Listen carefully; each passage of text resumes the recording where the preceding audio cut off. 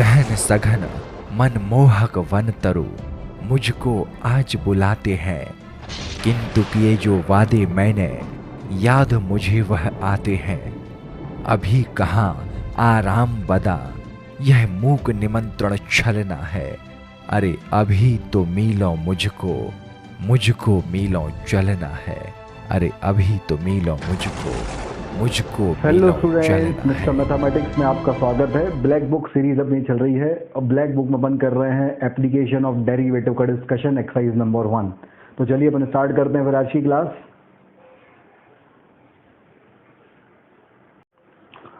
Question number 59 and question number 61, ये दोनों बिल्कुल सेम क्वेश्चन है। इसमें बोला गया है कि f b denote the maximum value of sin x plus 2 upon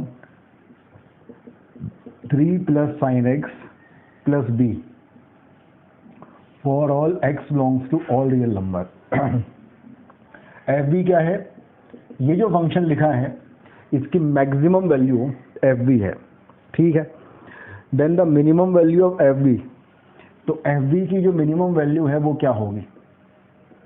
F b की मिनिमम वैल्यू क्या होगी? ऑप्शन दिया है 1/2, 3/4, 1/4 एंड 1। तो चलिए देखते हैं क्वेश्चन अपन कैसे सॉल्व करेंगे।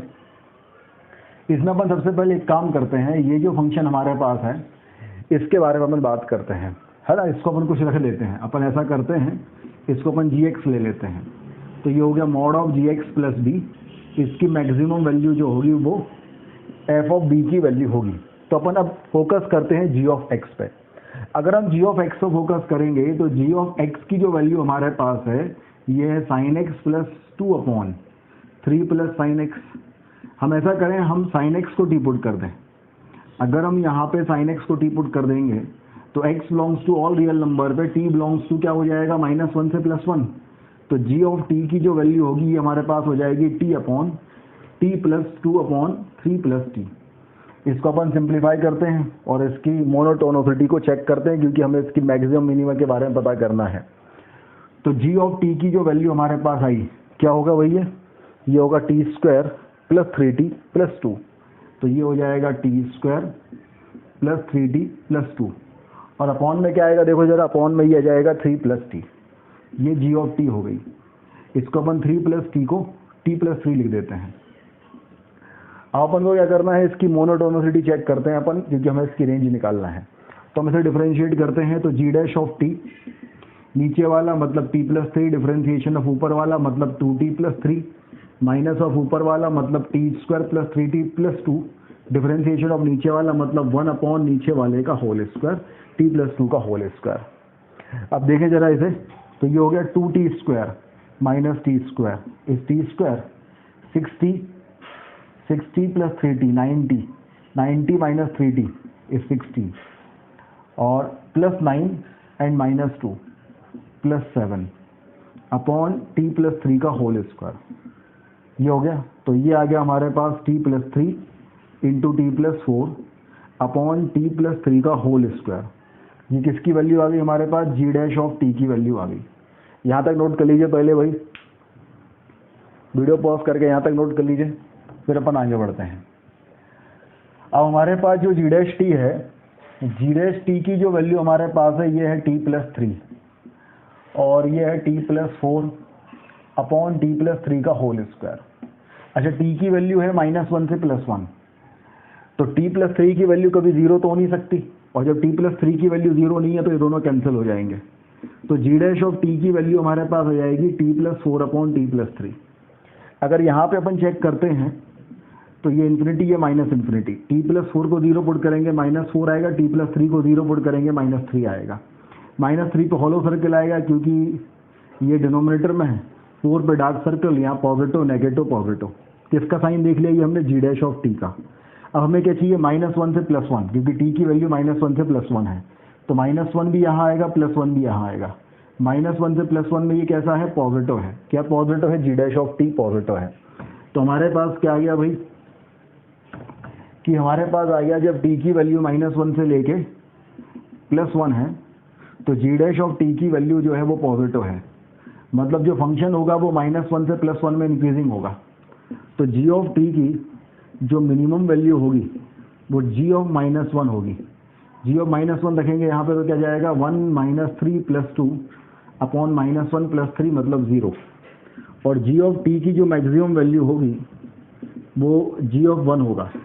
1 रख देंगे तो 1 + 3 4 + 2 6/4 मतलब 6/4 तो 3/2। तो यहाँ तक हमारे पास ये आ गया कि जी ऑफ टी की मिनिमम वैल्यू तो 0 है और जी ऑफ टी की मैक्सिमम वैल्यू 3/2 है। यहाँ तक नोट कर लीजिए भाई, जी ऑफ टी की मिनिमम और मैक्सिमम वैल्यू हमारे पास आ गई। अब अपन आगे बढ़ते हैं। जी ऑफ टी की मिनिमम और मैक्सिमम वैल्यू अगर हमारे पास आई हैं तो इसका मतलब ये है, या फिर हम ऐसा कह सकते हैं कि एफ ऑफ बी जो है, एफ ऑफ बी की वैल्यू क्या थी, जी ऑफ टी या जी ऑफ एक्स एक ही बात है प्लस बी का मॉड, इसकी मैक्सिमम वैल्यू है। अच्छा, ये जो फंक्शन हमारे पास है जी ऑफ एक्स प्लस बी का मॉड, इसकी अगर अपन वैल्यू देखें तो जब हम 0 पुट करेंगे तो मॉड भी आएगा और जब 3/2 पुट करेंगे तो 3/2 प्लस बी आएगा। अब भाई ये तो हमारे पास ये क्लियर है, ये अगर मोनोटोनिक फंक्शन है तो ये भी मोनोटोनिक फंक्शन होगा। अब अगर ये हमारे पास मोनोटोनिक इंक्रीजिंग होगा तो इसकी मैक्सिमम वैल्यू मॉड भी आएगी, और अगर मोनोटोनिक डिक्रीजिंग होगा भाई -1 से +1 है ना, तो यहाँ पे लिखो मॉड भी -1 पे और +1 पे 3/2 प्लस बी का मॉड। तो जब एक केस में जब ये हमारे पास कैसा होगा, मोनोटोनिक इंक्रीजिंग होगा, तो उस कंडीशन में मैक्सिमम वैल्यू 3/2 प्लस बी का मॉड होगी, और जब ये मोनोटोनिक डिक्रीजिंग होगा तो मैक्सिमम वैल्यू जो है वो मॉड बी पे होगी। तो अब सवाल ये है कि कब इसकी वैल्यू, इसकी मैक्सिमम वैल्यू कब मॉड बी होगी और कब 3/2 प्लस बी होगी, ये हमें पता करना है। तो ये पता करने के लिए हम ये देखें कि भाई अगर मॉड बी की वैल्यू हम ये माने ग्रेटर देन है 3/2 प्लस बी, तो ये कब होगी। तो अगर हम इसको स्क्वायरिंग कर दें तो b² is greater than 3/2 plus b का होल स्क्वायर, इसको उस तरफ ले गए तो b² से b² कैंसिल हो गया, ये हो गया हमारे पास 2b नहीं 2 × 3/2 × b प्लस 9/4 <0। तो यहाँ से हमारे पास आ गया 3b plus 9/4 is <0, b plus 3/4 is <0। तो b की वैल्यू -3/4 से लेस देन। तो हम ये देखें भाई, जब b की वैल्यू लेस देन -3/4 है तो मॉड भी बड़ा होगा, मतलब मैक्सिमम वैल्यू क्या हो जाएगी, मॉड बी। तो एफ ऑफ बी के बारे में हम कह सकते हैं कि जब b की वैल्यू लेस देन -3/4 होगी, b की वैल्यू लेस देन -3/4 होगी तो इन दोनों में से बड़ा क्या होगा, मॉड बी। तो एफ ऑफ बी की जो वैल्यू हो जाएगी वो मॉड बी आएगी। जब b की वैल्यू ग्रेटर देन -3/4 होगा, उल्टा जाओ तो ये साइन भी चेंज कर दो फिर, तो बड़ा क्या होगा 3/2 प्लस बी का मॉड, तो ये आ जाएगा 3/2 प्लस बी का मॉड। अच्छा, b की वैल्यू अगर -3/4 होगी तो यहाँ पे रखेंगे तो क्या आएगा -3/4, और यहाँ पे रखेंगे तो 6/4 -3/4, यहाँ भी +3/4, तो दोनों जगह +3/4 आएगा। तो अब कहीं भी एक जगह इक्वालिटी लगा सकते हैं, हमने यहाँ इक्वालिटी लगा दी। अब आगे बढ़ो, जब b की वैल्यू -3/4 से बड़ा होगा, जब अपन 3/4 रखते हैं, देखो जरा 3/4 रखते हैं तो इसकी वैल्यू क्या आएगी 3/4, तो और 3/4 से बड़ा रखेंगे, 3/4 रखने पे पॉजिटिव आ रही है तो 3/4 से ग्रेटर देन रखेंगे तो भी पॉजिटिव आएगी। तो ये अंदर का जो मसाला है b ग्रेटर देन -3/4 पे हमेशा पॉजिटिव होगा, तो हमेशा पॉजिटिव होगा, तो ये 3/2 प्लस बी ऐसा होगा। कब, जब b is greater than equal to -3/4, और जब b लेस देन -3/4 होगा तो ये तो लेस देन है तो वैसे ये -3/4 नेगेटिव है ही, और उससे छोटा रखेंगे तो नेगेटिव ही होगा b हमेशा, और जब नेगेटिव होगा तो मॉड b की वैल्यू -b पे ओपन हो जाएगी। तो ये हमारे पास इस तरीके से हमने रिडिफाइन कर लिया कि एफ ऑफ बी की वैल्यू -b जब b is less than -3/4 and 3/2 plus b जब b is greater than equal to -3/4, ये वैल्यूज हमारे पास होंगी। यहाँ तक नोट कर लीजिए भाई। जब ये वैल्यूज हमारे पास आ गई, अब हमें क्या करना है, एफ ऑफ बी का मैक्सिमम वैल्यू निकालना है। तो हम एफ ऑफ बी का ग्राफ बना लेते हैं भाई। एफ ऑफ बी का अगर हम ग्राफ बनाते हैं तो -3/4 हम यहाँ ले लेते हैं, -3/4 पे वैल्यू, यहाँ रखने पे भी 3/4, यहाँ रखने पे भी 3/4, ये 3/4 ले लेते हैं, -3/4 पे वैल्यू क्या है 3/4। अब ग्रेटर देन 3/4 पे आते हैं, ग्रेटर देन -3/4, ग्रेटर देन -3/4 पे एक वैल्यू हमने 0 ले ली, तो 0 पे वैल्यू क्या होगी 3/2, 3/2 वैल्यू ऊपर होगी, मतलब ये ऐसी लाइन जाएगी। अब लेस देन आ जाओ -3/2, यहाँ पे हमने वैल्यू ले ली मान लीजिए -3/4 से -2, तो -2 पे वैल्यू +2 आएगी, तो ये ऊपर ही जाएगी, तो ऐसा कुछ ग्राफ होगा। तो मिनिमम वैल्यू क्या होगी, ये होगी मिनिमम वैल्यू, मतलब एफ बी की जो मिनिमम वैल्यू हमारे पास होगी वो क्या हो जाएगी 3/4। तो आंसर हमारे पास क्या आ गया 3/4। तो क्वेश्चन नंबर 59 और 61 जो है उसका आंसर आ गया 3/4। 3/4 मतलब कौन सा ऑप्शन है चेक कर लें, 3/4 मतलब ऑप्शन नंबर बी। तो इस क्वेश्चन का जो ऑप्शन आएगा वो बी आ जाएगा, नोट कर लो भाई।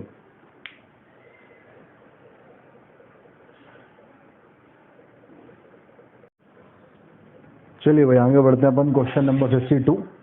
क्वेश्चन नंबर 62 अगर हम देखें तो बोला गया है कि P is a point on the curve y equal to x upon 1 plus x square. x upon 1 plus x square पे एक पॉइंट है P। चलिए अपन P के जो कोऑर्डिनेट है वो भी क्या ले लेते हैं, मान लीजिए x1, y1। The coordinate of P such that the tangent drawn to the curve at P has greatest slope in magnitude. मतलब जो हम dy/dx की वैल्यू निकालेंगे at x equal to x1 and y equal to y1, ये हमारे पास क्या हो जाएगा tangent drawn slope of tangent at x1, y1। इसका जो मैग्नीट्यूड होगा ये ग्रेटर, ये है ना P has a curve, P has greatest slope, ये ग्रेटेस्ट होगा, ये मैक्सिमम होगा। अगर ऐसा होगा तो P की वैल्यू बताना है क्या है। काफ़ी आसान क्वेश्चन है भाई ये तो। अपन ऐसा करते हैं dy/dx की वैल्यू निकाल लेते हैं पहले। तो नीचे वाला मतलब 1 plus x square differentiation of ऊपर वाला मतलब x का डिफरेंशिएशन हो गया 1, माइनस ऑफ ऊपर वाला मतलब x differentiation of 1 plus x square मतलब 2x अपॉन नीचे वाले का स्क्वायर तो 1 प्लस एक्स स्क्वायर का होल स्क्वायर। तो हमारे पास जो f' अगर हम लेते हैं, इसको अगर हम fx लेते हैं तो ये जो हमारे पास f' आएगा 1 plus x square minus 2x square, तो 1 minus x square upon 1 plus x square का होल स्क्वायर, ये हमारे पास f' आएगा। अब ये जो f' है इसकी मॉड की मैक्सिमम वैल्यू, f' का जो मॉड हमारे पास आएगा, तो भाई नीचे वाला तो ऑलवेज पॉजिटिव है, वहाँ मॉड लगाने की कोई जरूरत ही नहीं है, ऊपर हमने मॉड लगा दिया 1 माइनस एक्स स्क्वायर। बोला गया है इसकी मैक्सिमम वैल्यू किस पॉइंट पे होगी, और आपके लिए ऑप्शन में 4 पॉइंट दिए हैं, तो ऑप्शन चेक कर लो भाई। एक्स कोऑर्डिनेट ही तो पुट करना है, तो ऑप्शन नंबर ए कह रहा है आप f(0) की वैल्यू निकालिए, f'(0) के मॉड की वैल्यू निकालिए। ऑप्शन नंबर बी कह रहा है √3, f'(√3) के मॉड की वैल्यू निकालिए। ऑप्शन नंबर सी कह रहा है f'(-√3) के मॉड की वैल्यू निकालिए, और ऑप्शन नंबर डी कह रहा है f'(1) के मॉड की वैल्यू निकालिए। देख लीजिए किसकी वैल्यू मैक्सिमम है। तो अगर अपन 0 पे वैल्यू निकालेंगे तो यहाँ 0 रखेंगे तो ये तो आ जाएगा 1 आ जाएगा पूरे में। √3 रखेंगे तो 1 माइनस 3 2, तो ऊपर तो आ गया 2, और 1 प्लस 3 4 का स्क्वायर 16, तो ये आ गया 1/8। फिर माइनस √3 रखेंगे तो भी सेम ही आएगा 1/8, और 1 रखेंगे तो 0, तो मैक्सिमम क्या है 1, तो आंसर हमारे पास ऑप्शन नंबर ए। तो क्वेश्चन नंबर 62 का आंसर आएगा ऑप्शन नंबर ए। अब देखो कई लोगों के मन में ख्याल आएगा ऑप्शन से नहीं करना है, तो कोई दिक्कत नहीं है, आप इसका ग्राफ बना सकते हो। f' का ग्राफ आप बनाओ, ग्राफ भी ना बनाओ, केवल इसकी मोनोटोनिसिटी चेक करो। तो आप जब मोनोटोनिसिटी चेक करोगे तो आप इसका डिफरेंशिएशन 0 पुट करोगे तो आप देखोगे 0, √3, माइनस √3 और 1, ये चारों इसके क्रिटिकल पॉइंट हैं। तो चारों इसके क्रिटिकल पॉइंट है, तो उन चारों पे जब हम वैल्यू चेक करेंगे तो अपन देखेंगे f' की वैल्यू 0 पे, f' की वैल्यू 0 पे ही मैक्सिमम आती है, तो इसलिए हमारे पास ऑप्शन नंबर उस मेथड से भी आएगा। तो चलिए इस तरीके से क्वेश्चन नंबर 62 सॉल्व हो गया, नोट कर लीजिए भाई। चलिए आगे बढ़ते हैं, अपन क्वेश्चन नंबर 63 करते हैं। क्वेश्चन नंबर 63 अगर हम देखें तो बोला गया एक फंक्शन f, ये डिफाइन है 0 से लेकर 2π से लेकर -3 से लेकर +3, और f(x) की वैल्यू हमें गिवन है, f(x) की वैल्यू है 3 cos xy2। अब आगे बढ़ो, बोला the slope of tangent to the curve y equal to f inverse x। एक और फंक्शन है y equal to f inverse x, ये y equal to f inverse x crosses the y axis, जिस point पे ये y axis को cut करता है, y एक्सिस को कट करेगा तो क्या हो जाएगा हमारे पास x की वैल्यू 0, y की वैल्यू b।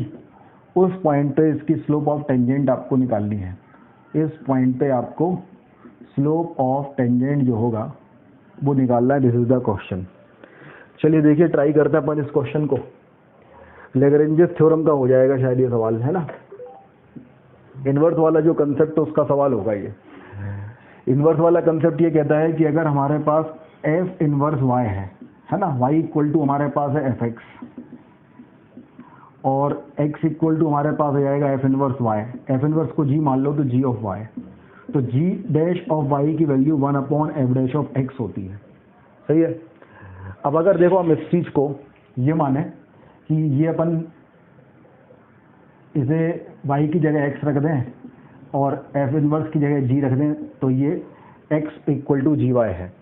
अब अगर ये फंक्शन जहाँ y एक्सेस को कट कर रहा है ये वहाँ एक्सेस को कट करेगा, मतलब ये हमारे पास b,0 होगा। सही बात है। ये वाला फंक्शन, ये जो b,0 इसका भी पॉइंट है और इसका भी पॉइंट है। एक बार और समझ लेते हैं भाई, क्या कहना चाह रहे हैं कि ये हमारे पास एफ इनवर्स एक्स है। एफ इनवर्स एक्स इस फंक्शन का इनवर्स जहाँ पे y एक्सेस को कट कर रहा है उस वाले पॉइंट पे इस वाले इसके इनवर्स फंक्शन का आपको स्लोप ऑफ टेंजेंट निकालना है। अगर हम ये कह दें कि ये इनवर्स फंक्शन, हमने जो कंसेप्ट पढ़ा है ये पढ़ा है कि g डैश ऑफ y की value 1/f dash of x होती है। तो हमें यहाँ पे अगर ये g ऑफ x है, अगर ये g ऑफ x है तो हमें क्या करना है, हमें निकालना है वैल्यू g ऑफ x, हमें निकालना है वैल्यू g डैश ऑफ 0 की वैल्यू। तो g डैश ऑफ 0 की value 1/f dash of b आएगी। सही बात है। g डैश ऑफ 0 की value 1/f dash of b आएगी। तो बेसिकली आपको f डैश ऑफ b की वैल्यू निकालना है। अब पहले आपको b की वैल्यू निकालना है। b मतलब भाई x की वैल्यू 0 रखने पे y की वैल्यू b, तो b इक्वल टू हो जाएगा 3 cos 0/2। तो b इक्वल टू हमारे पास आ गया 3। ये होगा क्या भाई, क्या है हमारे पास y की वैल्यू 0, उल्टा कर रहे हैं भाई। देखो ये अगर y इक्वल टू है 3 cos x/2, तो यहाँ पे देखो y की वैल्यू 0, y की वैल्यू 0 है तो 3 cos x/2 x की वैल्यू निकालना है। तो cos x/2 की वैल्यू 0। अब x/2 की वैल्यू 0 से पाई होगी। देख ऐसा कर दो, चलो यहाँ से x/2 की वैल्यू क्या जाएगी 2n + 1 π/2। तो x की वैल्यू हमारे पास आ जाएगी 2n + 1 पाई। 0 से 2 पाई के बीच में क्या वैल्यू होगी पाई, तो x की वैल्यू पाई। तो बेसिकली हमें 1/f डैश ऑफ पाई की वैल्यू निकालना है। अब f डैश ऑफ x की वैल्यू निकाल दें तो f डैश ऑफ x की वैल्यू हो जाएगी -3 sin ऑफ x/2 × 1/2। तो f डैश ऑफ पाई की जो वैल्यू आएगी -3/2 × sin π/2 दैट इज 1। तो ये वैल्यू आ गई हमारे पास -3/2। उसका रेसिप्रोकल करेंगे तो ये आ जाएगा -2/3। तो इस क्वेश्चन का जो आंसर आएगा वो क्या जाएगा हमारे पास -2/3। तो नोट कर लो भैया, क्वेश्चन नंबर 63 का जो आंसर हमारे पास आएगा ये जाएगा -2/3। -2/3 मतलब ऑप्शन नंबर बी। तो ये क्वेश्चन नंबर 63 सॉल्व हो गया। नोट कीजिए भाई। चलिए आगे बढ़ते हैं अपन। क्वेश्चन नंबर 64 बोला गया एक फंक्शन हमारे पास है f(x), sin x + tan x - 2x, x belongs to 0 से लेके पाए है, तो नंबर ऑफ स्टेशनरी पॉइंट निकालना है। स्टेशनरी पॉइंट मतलब क्रिटिकल पॉइंट, क्रिटिकल पॉइंट मतलब f डैश x की वैल्यू 0 और डज नॉट एग्जिस्ट कहाँ हो रही है। तो अगर मैं f डैश x की वैल्यू निकालता हूँ तो f डैश x की वैल्यू हो जाएगी हमारे पास cos x, tan x का sec² x और -2। तो अगर मैं इसको 1/cos² रखता हूँ तो ये हमारे पास आ जाएगा -2। ठीक है ना, ये अपन ने ऐसा रख दिया। तो ये हो गया हमारे पास cos², ये हो गया cos³ -2 cos² + 1। ये हमारे पास हो जाएगा। हम इसको फैक्टराइज अगर करते हैं तो इसका एक फैक्टर हमारे पास 1 रखने पे 0 आ रहा है, तो एक फैक्टर आ जाएगा हमारे पास cos -1। तो cos³ cos तो आ जाएगा cos² × cos cos³ आ गया cos² × -1 -cos²। चाहिए -2 cos² है तो एक -cos और ले लो, तो -cos² क्या हो गया -2 cos²। और यहाँ से आ गया +cos, तो अपन -1 ले लो, तो यहाँ से +cos और -cos कैंसिल, -1 + 1 अपॉन हो गया cos²। अब स्टेशनरी पॉइंट पे एक बार c - 1 की वैल्यू 0 और एक बार c² - c + 1 की वैल्यू 0। सही बात है। अच्छा, एक हमारे पास जो है ये क्या जाएगा f डैश x निकाला है ना अपन ने, f डैश ऑफ x। तो स्टेशनरी पॉइंट्स देखो, क्रिटिकल पॉइंट और स्टेशनरी पॉइंट्स में अंतर क्या है।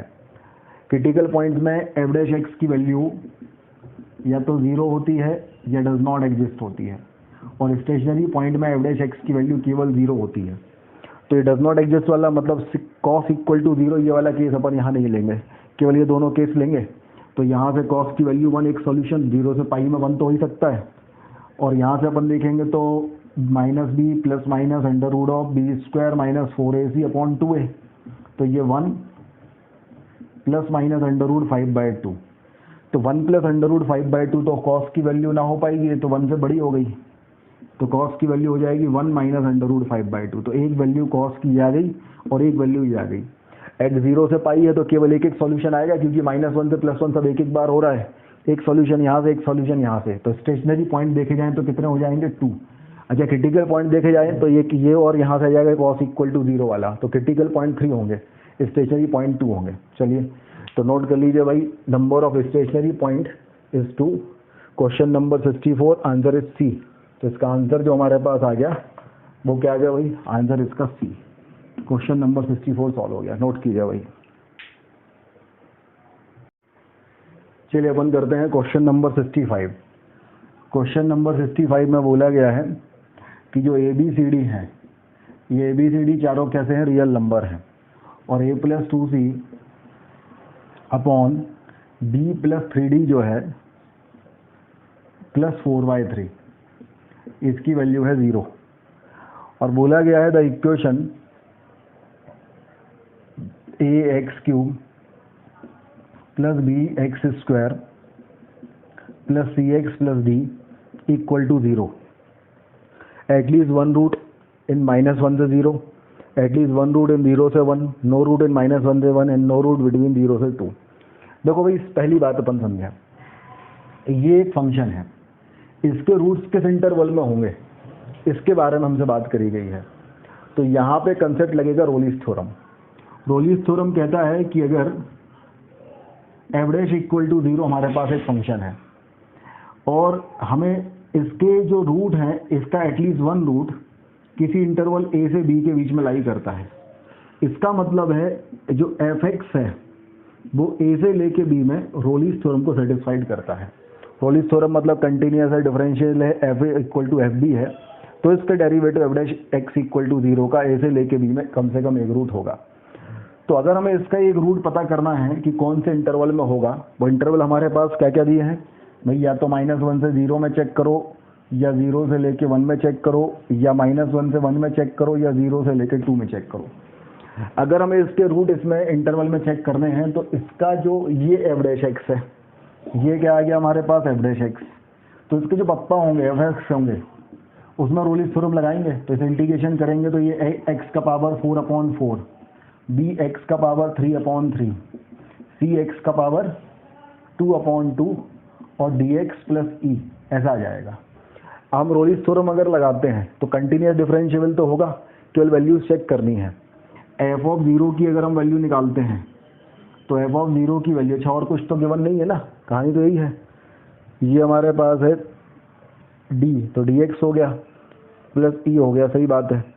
तो f(0) की वैल्यू हमारे पास e आ जाएगी, और f(1) की जो वैल्यू है वो क्या जाएगी, a/4 + b/3 + c/2 + d + e, ऐसी हमारे पास वैल्यू आएगी। या क्वेश्चन में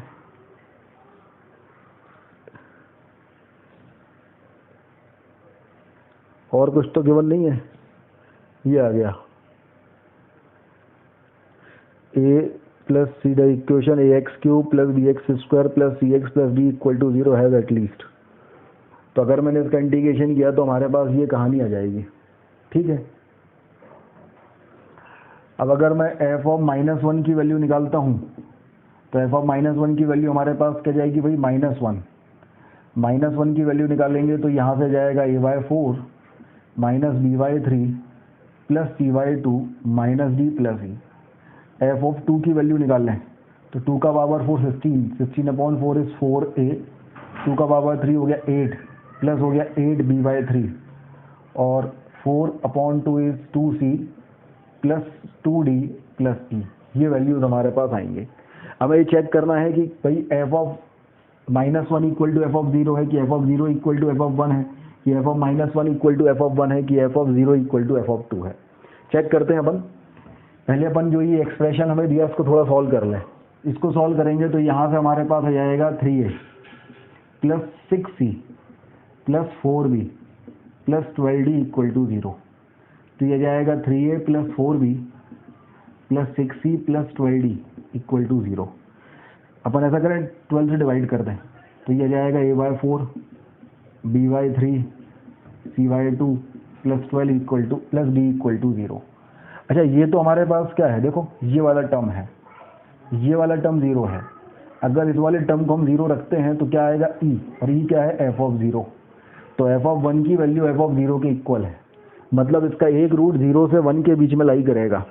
0 से 1 के बीच में लाई करेगा मतलब इसका ऑप्शन नंबर बी होगा। इस तरीके से क्वेश्चन नंबर 65 सॉल्व हो गया। नोट कीजिए भाई। चलिए भाई करते हैं अपन क्वेश्चन नंबर 66। क्वेश्चन नंबर 66 में बोला गया है if f dash x equal to 5x into x minus 2 का whole square. F dash x की वैल्यू है 5x इंटू है एक्स माइनस 2 का होल स्क्वायर। आगे बढ़े बोला गया है where phi of 2 is not equal to 0, phi of 2 is not equal to 0 and is phi x is continuous, phi of x is continuous at x equal to 2। Then in the neighbourhood of x equal to 2 f x increasing होगा decreasing होगा। अच्छा अब देखो neighbourhood at x equal to 2 f x increasing होगा, कब होगा, जब f dash x positive होगा, एफ एक्स डिक्रीजिंग होगा। मतलब हमें at x equal to 2 f dash x का साइन चेक करना है क्या होगा। एट x इक्वल टू 2 अगर एफ डैश एक्स पॉजिटिव होगा नेगेटिव होगा क्या होगा वो पता करना है। अगर मैं एफ डैश ऑफ 2 प्लस के बारे में बात करूं तो ये आ जाएगा फाई ऑफ 2 प्लस, और ये जाएगा हमारे पास, सही बात है ना भाई, ये तो पॉजिटिव होगा ना 0 प्लस, और एफ डैश ऑफ 2 माइनस के बारे में बात, एक्स माइनस 2 है ना, ये एक्स माइनस 2 है। एफ डैश ऑफ 2 माइनस के बारे में बात करूं तो ये हो जाएगा फाई ऑफ 2 माइनस, और अभी भी ये 0 प्लस होगा। तो भैया ऐसा है अगर हमारे पास ये वाली चीज़ पॉजिटिव होगी तो ये पॉजिटिव हो जाएगा पूरा, ये भी पॉजिटिव ये भी पॉजिटिव, तो फाई ऑफ 2 प्लस पॉजिटिव और फाई ऑफ 2 माइनस भी पॉजिटिव होगा। तो एफ एक्स जो है वो इंक्रीजिंग हो जाएगा क्योंकि एफ डैश ऑफ एक्स जो है वो एट एक्स इक्वल टू 2 पे पॉजिटिव होगा।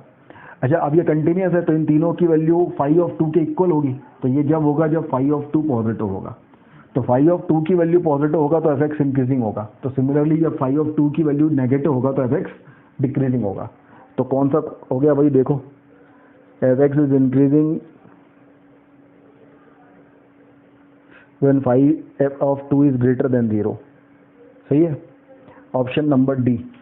तो 66 का जो है ऑप्शन नंबर डी आ गया हमारे पास। नोट कर लीजिए भाई। चलिए आगे बढ़ते हैं, क्वेश्चन नंबर 67 करते हैं। क्वेश्चन नंबर 67 में है कि एफ एक्स जो है एफ एक्स इसकी वैल्यू है एक्स का power 3 minus of 6x square और plus of a x plus of b. This is defined when x belongs to 1 से लेके 3 and Rolle's theorem is applicable when c equal to 2 root 3 plus 1 upon root 3. This is the question. अगर ऐसा है तो a और b के बारे में आप क्या कहेंगे। तो भाई देखो रोलीज थ्योरम लग रहा है तो सबसे पहले हम कहेंगे f ऑफ 1 और f ऑफ 3 दोनों की वैल्यू इक्वल होंगी। f ऑफ 1 की वैल्यू रखेंगे तो ये 1 minus 6 plus a plus b आ जाएगी। f ऑफ 3 की value 27 minus 6 into 9 plus 3a plus b आएगी। b से b तो कैंसिल हो जाएगा, ये हो जाएगा -5 प्लस ए इक्वल टू हो जाएगा 27 माइनस ऑफ 54 प्लस 3 ए, तो -5 plus a equal to -27 plus 3 a, तो 2a की वैल्यू आ जाएगी 22, तो a की वैल्यू 11, तो a की वैल्यू तो 11 आ जाएगी। तो पहला पार्ट हमारे पास हो गया, यहाँ तक नोट कीजिए कि a की वैल्यू 11 हमारे पास आ गई। चलिए आगे बढ़ते हैं। अब अगला अपन कहेंगे कि जो एफ डैश ऑफ सी है इसकी वैल्यू 0 होना चाहिए। अब देखो a की वैल्यू 11 आ चुकी है, एफ डैश ऑफ सी की वैल्यू जो अपन निकाल लेंगे, इसका डिफरेंशिएशन करेंगे, है ना। तो इसका डिफरेंशिएशन 3x² तो 3c², 12x तो minus of 12c plus a equal to 0, ये होगा। तो जब हम यहाँ पे वैल्यू पुट करेंगे तो इसको हम सॉल्व करेंगे तो भी a की वैल्यू 11 ही आएगी। सॉल्व करके देख लेना, c की वैल्यू जब आप ये पुट करोगे, सॉल्व करोगे तो भी a की वैल्यू 11 ही आएगी।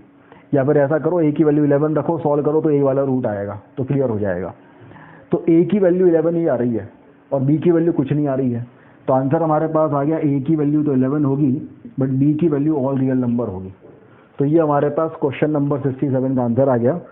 तो क्वेश्चन नंबर 67 की जो वैल्यू हमारे पास है वो है ऑप्शन नंबर सी। तो इस तरीके से क्वेश्चन नंबर 67 सॉल्व हो गया। नोट कर लीजिए भाई। चलिए बढ़ते हैं आगे। क्वेश्चन नंबर 70 है कि एक लाइन है x cos alpha plus y sin alpha equal to p। This is the tangent to the curve 4x³ equal to 27 into ay²। Then find the value of p upon a। देखिए मैं इसको कैसे solve करते हैं, पहले मैं इसको parametric में कन्वर्ट कर दूंगा। तो x³ अपॉन 27 की जो वैल्यू आएगी वो a इंटू y² अपॉन 4 आएगी। अब मैं दोनों तरफ a³ से मल्टीप्लाइड कर दूं क्योंकि यहाँ x³ है ना, तो a³ x³ अपॉन 27 की वैल्यू यहाँ क्या जाएगा, a का पावर 4y² अपॉन 4। तो ये है ax अपॉन 3 का होल क्यूब और ये है a² इंटू वाई अपॉन 2 का होल स्क्वायर। पैरामेट्रिक इक्वेशन बनानी, यहाँ पावर 2 यहाँ 3 है तो इसको t³ रख दो तो इसको स्क्वायर हो जाएगा तो t का पावर 6 हो जाएगा, और यहाँ t² रख दो उसका पावर 3 हो जाएगा तो t का पावर 6 हो जाएगा। तो अगर हम देखें तो ax अपॉन 3 इसकी वैल्यू है t², तो x की वैल्यू हो जाएगी 3t² और a² इंटू वाई अपॉन 2 इसकी वैल्यू है t³, तो y की वैल्यू हो जाएगी 2t³ अपॉन a²। ये अपन ने इसको पैरामेट्रिक फॉर्म में कन्वर्ट कर लिया। सबसे पहले यहाँ तक नोट कर लीजिए भाई। चलिए आगे बढ़ते हैं। अब हमसे बोला गया है ये लाइन इस कर्व की टेंजेंट है तो स्लोप इक्वल हो सकती है, तो अपन पहले dy/dx निकाल लें। तो dy/dx निकालने के लिए हमने देखा ये वैल्यू आ जाएगी dy/dt डिवाइडेड बाय हो जाएगा dx/dt। अब dy/dt निकालो तो ये 2 अपॉन a² और t³ का 3t² और ये 3 अपॉन a और t² का 2t। 3 से 3, 2 से 2, a से a, t से t कैंसिल, तो ये आ गया t अपॉन a। तो स्लोप ऑफ टेंजेंट की वैल्यू जो है वो आ गई t अपॉन a। यहाँ से अगर हम देखें तो स्लोप ऑफ टेंजेंट क्या होती है, माइनस a अपॉन b। तो इसकी वैल्यू क्या आ गई, माइनस ऑफ कॉट अल्फा, दोनों बराबर होंगी। तो यहाँ से हमारे पास कॉट अल्फा की जो वैल्यू आ गई ये आ गई minus of t upon a। ये कॉट अल्फा की वैल्यू आ गई। यहाँ तक नोट कर लीजिए भाई। चलिए आगे बढ़ते हैं।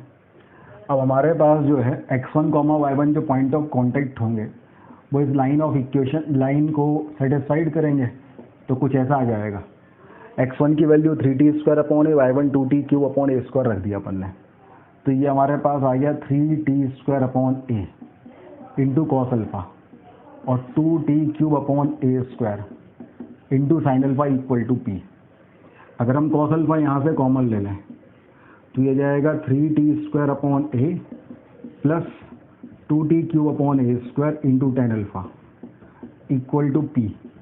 अच्छा, कॉट अल्फा की वैल्यू है माइनस t अपॉन a, तो टेन अल्फा की वैल्यू क्या हो जाएगी, माइनस a अपॉन t। तो अगर ये वैल्यू हम रख दें तो ये हो जाएगा cos alpha 3t² upon a minus of 2t³ upon a² into a upon t equal to p। तो a², तो a से a कैंसिल, t से t cancel, 3t² upon a minus 2t² upon a, तो cos alpha into t² upon a equal to हमारे पास आ गया p। अब t की वैल्यू अपन क्या पुट कर सकते हैं भाई, है ना, t² अपॉन a, इसकी वैल्यू हमारे पास p आ गई। t की वैल्यू अपन यहाँ से पुट कर दें, यहाँ से हमारे पास t की वैल्यू हो जाएगी minus of a into cot alpha. तो यहाँ तक नोट कर लीजिए पहले, फिर अब यहाँ से हम t की वैल्यू यहाँ पुट कर देंगे। तो जैसे ये वैल्यू हम यहाँ पुट करते हैं तो ये हमारे पास है कॉस अल्फा इंटू t² मतलब a² into cot square alpha upon a equal to p, a से ए कैंसिल, तो cos alpha into cot square alpha की वैल्यू है पी अपॉन ए, तो पी अपॉन ए की वैल्यू क्या आ गई, cos alpha into cot square alpha, तो पी अपॉन ए की वैल्यू आ गई cos alpha into cot square alpha, तो ये हमारे पास ऑप्शन नंबर ए आ गया। तो इसलिए क्वेश्चन नंबर 70 का जो आंसर हमारे पास है वो है ऑप्शन नंबर ए। नोट कर लीजिए भाई। तो बच्चों इस तरीके से अपन ने एप्लीकेशन ऑफ डेरिवेटिव की एक्सरसाइज नंबर 1 कंप्लीट कर ली है। तो अपन अगली क्लास में मिलेंगे एक्सरसाइज नंबर 2 के साथ। तब तक के लिए बहुत बहुत धन्यवाद।